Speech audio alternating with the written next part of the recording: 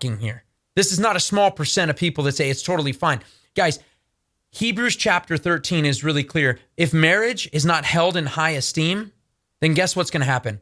We're not going to be recognizing and warning that fornicators and adulterers, God will judge. Fornicators and adulterers, God will judge. That is a very serious, serious thing. When we look at sexual sin in the Bible and the warnings are found in Revelation 21:8 in regards to those who go to the lake of fire that burns forever.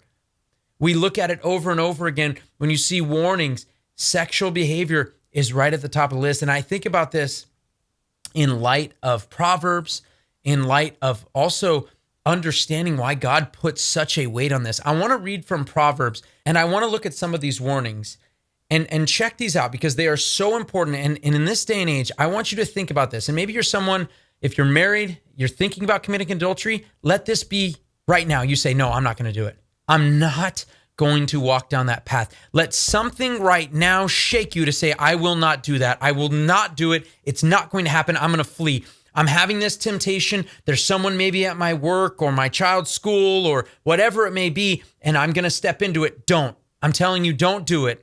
It's not worth it. And I want to read from Proverbs because you think about who is writing this, right? We have Solomon writing, and Solomon, if there is anybody that knows about the perils of adultery, about the perils of not staying with the wife of his youth, it is probably Solomon. Let's look at these words that he is talking to his son. Listen to these words in Proverbs chapter 2, starting in verse 16. It says, to deliver you from the strange woman, from the adulteress who flatters with her words, that leaves the companion of her youth and forgets the covenant of her God. For her house sinks down to death, and her tracks lead to the death. None who go to her return again, nor do they reach the paths of life. So you will walk in the way of good men and keep the paths of the righteous. For the upright will live in the land, and the blameless will remain in it. But the wicked will be cut off from the land, and the treacherous will be uprooted from it. In that context, Solomon is talking about wisdom and making sure that it is worn like a wreath, making sure that it's kept on our hearts, that we don't get away from wisdom, that we would seek it out in the first couple verses, 4 and 5 specifically, as we would find treasure, precious silver, that we would go after wisdom that way and not be taken about by the adulteress. In chapter 5, starting in verse 1, my son, give attention to my wisdom, incline your ear to my understanding, that you may observe discretion, and your lips may reserve knowledge. For the lips of an adulteress drip honey, and smoother than oil is her speech. But in the end, she is bitter as wormwood, sharp as a two-edged sword. Guys, just pointing it out, think about that right now.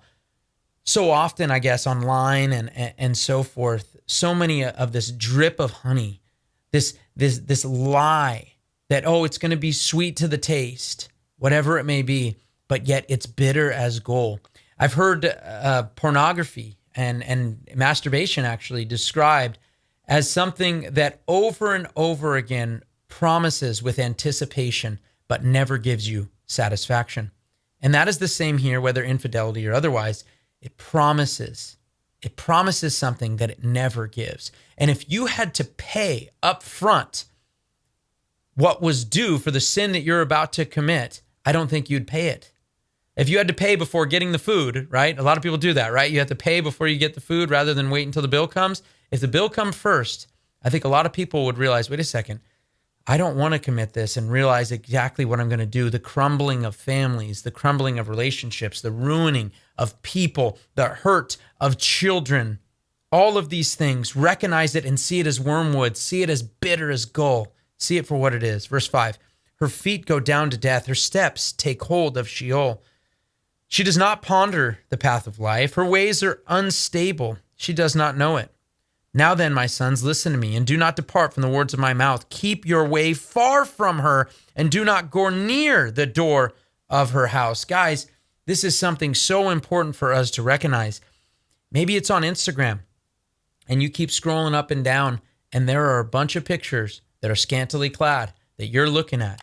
Or maybe it's at work and you keep going by someone's office and having a conversation with them over and over again privately about things you probably shouldn't be talking about. Remember the words here. Do not go near the door of her house. Don't even think about it. Verse 9, or you will give your vigor to others and your years to the cruel one, and strangers will be filled with your strength, and your hard-earned goods will go to the house of an alien. Think about how divorce court, and think about how many men work every day in order to now pay alimony or pay for their children while they're estranged from them.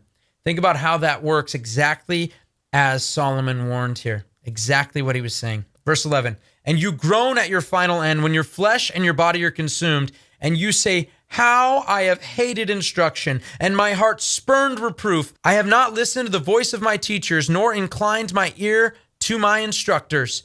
I was almost in utter ruin in the midst of the assembly and congregation. Drank water from your own cistern, and fresh water from your own well.